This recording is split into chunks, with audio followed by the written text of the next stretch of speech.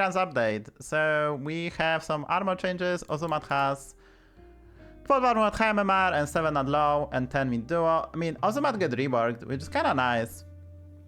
It's kind of nice that it get reworked. Idora and Jandis have 16 armor and Kariel has 17. The changes are because of bodies. The body of Idora and Kariel get buffed and Jandis too. Arana Seeker has more armor at high MMR, which is kind of sweet. The hero should be really good. And Sidwana's Windrunner has 20 armor, but still banning undead, so unplayable hero. Ozumat get changed and it's gonna work similar like Beetle. So whenever you have space in combat, therefore you're playing with 8 units, which is relevant, right? And you always have a town. So let's say you play Goldrin, you have this build in Beetle, so you can play Beetle, you can play Hero Power. Hero Power should proc before the spell, by the way, so you're gonna get the big Tentacular, and then you're gonna get the Beetle. Very sweet, and Ozumat suddenly becomes a playable, viable hero, because you always can play with 7 units, and then also getting this additional 50-50, which is kinda sweet. So Ozumat gonna become quite decent. Maiev get nerfed, the best hero in the meta get nerfed. You no longer has Awaken 1 turn faster, therefore you cannot abuse that with Bran. Hero get kinda gutted, and I didn't see any armor change on Maiev, right? So the hero has still 5 armor, and it's gonna be probably the worst hero in the game. Don't pick Maiev. The change was necessary, but they should buff armor of it. Maybe they did, there's just simply nothing in the patch notes. Maxwell get changed, so Finley get changed, and this is very needed change. Between Rylak, Dreamer's Embrace, and Merkai, and even Bran, having multiple bodies just feels like cheating. If you get Shadowwalk or like Bran on the Finley, it's just game over. So it works similar to the Sire now. I don't think they address the armor as well, so the hero gonna be quite bad right now. At 8 armor and there is a lottery that you're not gonna get good bodies, so I would say Finley is just still quite bad. They simply don't have time to adjust the armor. They're probably gonna do that for upcoming season, but right now I would probably advise you not to pick the Finley, because this is a huge nerf. This is actually a huge nerf, right? Because you can no longer abuse that in any way. So some heroes like Hookta suddenly doesn't become super good because, you know, we have to solid actually. The hero get, but this was necessary change because like they either ban like 10 heroes on Finley or they do this, right? So they decide. This is a good change, I would say, for the future. Okay, some buffs. So Idora body is tier 2 now. This is very needed because like what actually will happen now, you can go for your golden unit on turn 6 and you can also body. You can orchestrate that you're gonna get your golden unit and body on the same turn. Currently it was impossible because Idora was losing too many fights in the early game. But right now with this being tier 2, you can orchestrate to pair this up. So your spike is a discovery, probably a 4-drop. It's gonna be hard to discover a 5-drop unless you have really good early game. But you discover a 4-drop, get golden unit and body on turn 6. That's enough to, you know, stabilize you, and then you can do some other stuff. And also, since this is tier 2, on turn 9, I would say, you can also discover 6 drops above the Dark Week. So it's no longer a useless piece of garbage, it's just a playable body. Kariel being tier 4, you can actually do some cute stuff, I guess, but not really. Like with Eyes of Earthmother doesn't really work. I don't think when you play Eyes of Earthmother on this, you're gonna be able to do anything, because like you have to basically choose one. So not really abusing, just make this hero playable, but I don't think it's gonna be. I would still advise you not to pick this hero, but at 20 armor, and probably I think Kariel has 20 armor, and this maybe when you are forced to do the turtle, this might matter. But obviously this body was way too expensive, so at tier 2 may be playable, but I will honestly doubt this. This is a huge nerf, and I think Brukan gonna be very good hero right now. The body is already very solid. You win early game fights with your hero power for the most part. You can counter mags, you can counter dragons, you can play dragons and mags yourself and you win the mirrors.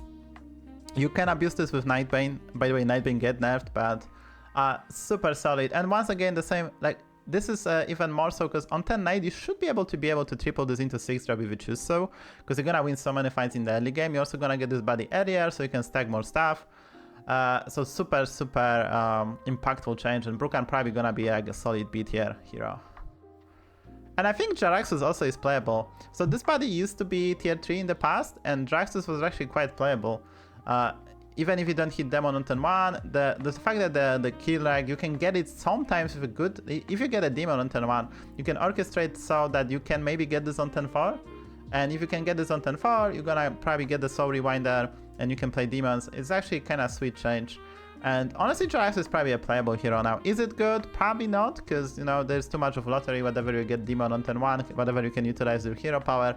But the fact that this is tier 3 is kind of huge, because you're gonna be more likely to golden it as well, around 10, 9, 10. And you can probably keep this body longer, get more out of it, and it's probably very solid. So I kind of like this. Yeah, Maxwell. So this change had to happen.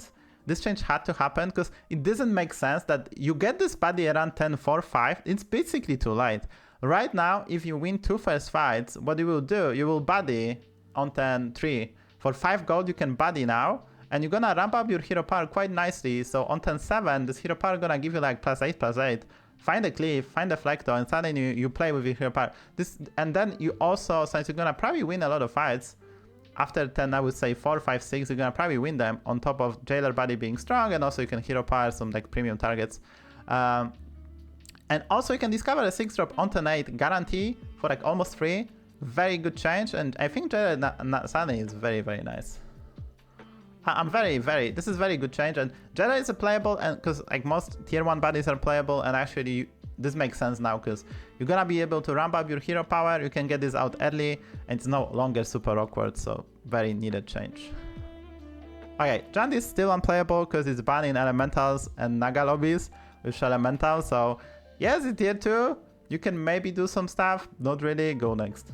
Sorry, just like the only synergy is between demons, right? But even then, you will need to find a Bran, you need to find some demons, and it's just not gonna happen, so. The worst hero in the game. If you wonder which hero is the worst, it was Savjz. By far, Savjz, and I think maybe Maleficent, but Savjz, probably the second worst hero in the game. And still the worst hero in the game. Can we move on? I mean, so right now you can Eyes of Red Matter this, so occasionally you're gonna have like more bodies, and then if there is no Divine Shield in the lobby, like the fact that you actually can, like the reason this hero is unplayable because you can get denied the scaling. So first of all, you can only play this pretty much in Dragon lobbies with Poet and Tercegosa. And then you can get denied the scaling, and they're gonna be very, like, you can as your opponent, if you play Mags, you can orchestrate to deny the value. If you play Dragons, you can deny the value. So it's actually kind of crazy that this is probably still like the worst hero in the game. It's still banned. This was banned in Dragon lobbies? No way, Psychic Bar. No way this hero is banned in Dragon lobbies. Don't pick this hero. Okay, Keltas. This body used to be tier 4, by the way, and get nerfed to tier 5. I do remember.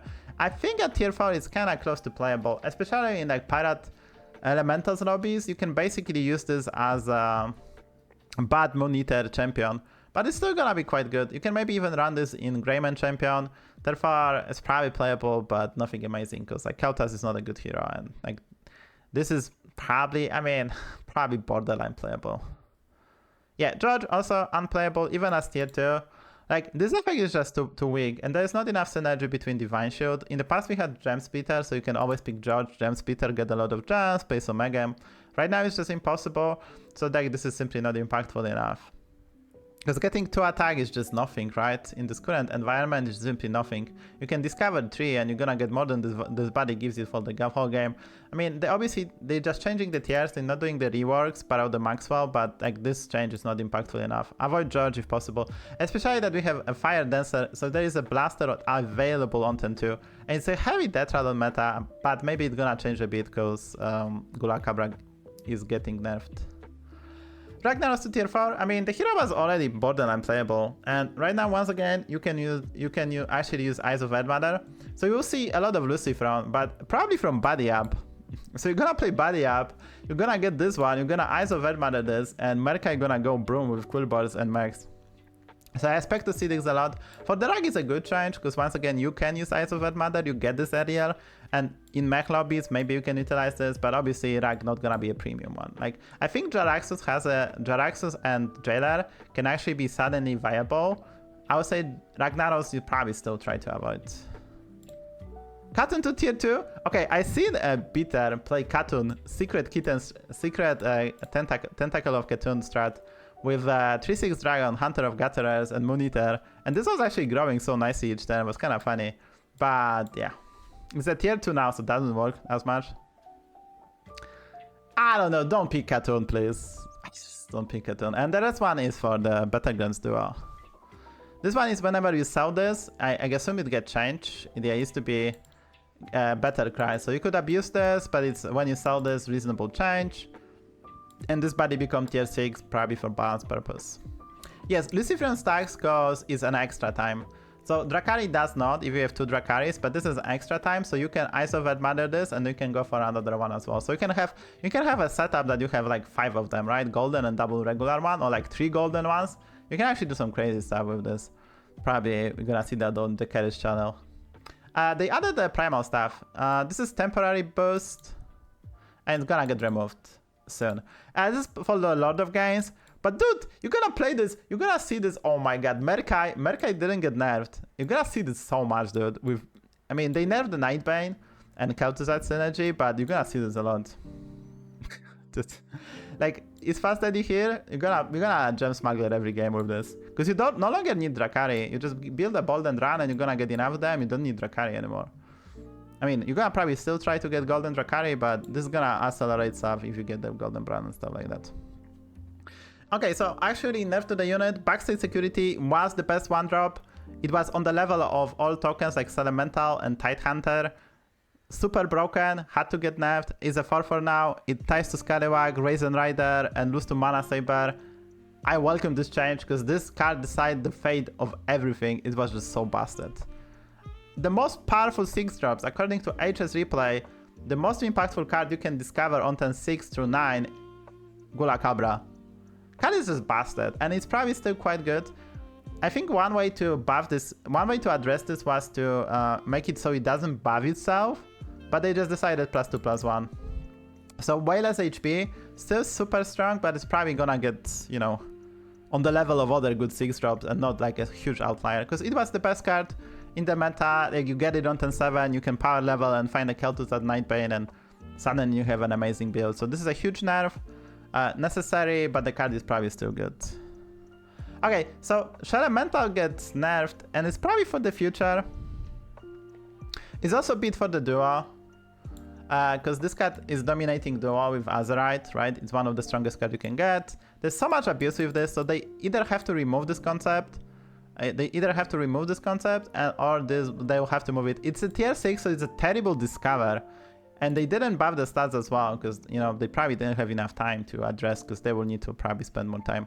So this is a terrible card to discover. You don't want this, and Elemental Strategy is gonna get severely nerfed. This is probably needed, but dude, actually this is so huge. So yeah, it's very impactful, and pull of the 6 drops become way worse between those two, right? And Elemental strategies and buffing the shops become also worse by far. It's gonna be extremely difficult to also triple this. I mean, I guess there is still Elemental of Surprise, but the strats based on this gonna get nerfed. I don't think they brought out Vol'jin, by the way, or Arana, even despite this nerf. I don't think they brought them back, but this is very impactful. Scam Excilia doesn't exist anymore, so I'm not gonna read this one. But what will actually happen? You just summon with maximum stats, right? You don't have enchantments, so therefore you cannot Divine Shield your Arid Atrocity, you cannot Reborn, you cannot Taunt it, and you can still Bramble Witch. So how this actually works, if maximum stats, so if Bramble Witch kills it as a 3/3, you're gonna spawn a 3/3. And if not, then obviously you get the full value, but you only get the stats. This change was needed because we have currently a build called Scam Exodia with Cultist S'Thara, Belcher and Atrocity, and X-Delve Titus. Basically the build that made all the scaling comes irrelevant because you cannot beat that. Reminiscent of the Amalgadons, right? You had like 6 Amalgadons, like 8 Amalgadons. Cannot beat that, so this had to get addressed. It was way too good. I don't know why they buffed to 12 attack, by the way. It's so weird. But still 3 HP, so you still need to play around Blaster. It's kind of funny. Okay, so they didn't nerf the Merkai, the bigger offender in this meta, I would say, like one of the most impactful. They nerfed the Merki. It's based on internal stats. The Merki build with Merkai was overperforming, so they addressed that. I would say still Quilpers and Max, so Clanker, Junker, and Gem Smuggler builds with Merkai are obviously way better than Murlocs, but this card was extremely impactful. We can actually go to Aegis Replay. Go for Battlegrounds and see how well that card was performing. So we can have some stats. Yeah, Merki, extremely huge play impact on 10, 8, 9, 10. Like, play impact actually and very high combat win rate. So this is one of the most impactful 6 drops, surprisingly. And obviously for high MMR, this is not needed because I don't think Murlocs were a problem, but it's probably for the like whole variety of the meta game, like all ranges of MMR. I don't think they need to do that. They probably need to do something about the Merkai, which they probably will do in the future. I don't think Merkai can stay. It's just way too good. Okay, this is huge. This is the biggest nerf by far. I mean, Ghoul-acabra is also huge, but I think this is the biggest. Nightbane was so powerful, mostly because it's a 4-drop, and Eyes of Earthmother Tavern spell, you can gold on this quite easily in Peril with Cultist S'Thara. There was also way more them in the pool, so currently we only have 9 Nightbanes, and they are on Tavern 5. You're gonna see this card less often. Tier 4 dragons and like KT Nightbane builds get severely nerfed, because right now you'll have to probably reborn this and triple with Cultist S'Thara instead of just playing Eyes of Earthmother. It's still amazing card, by the way. 10-6, it's basically 30 attack, 6 HP and a taunt. It's kind of crazy good. But it's no longer a tier 4, and the synergy between Eyes of Earthmother and also the fact that you could play tier 4 dragons with this and kind of just AFK was a factor. So this is the biggest nerf. This was so powerful.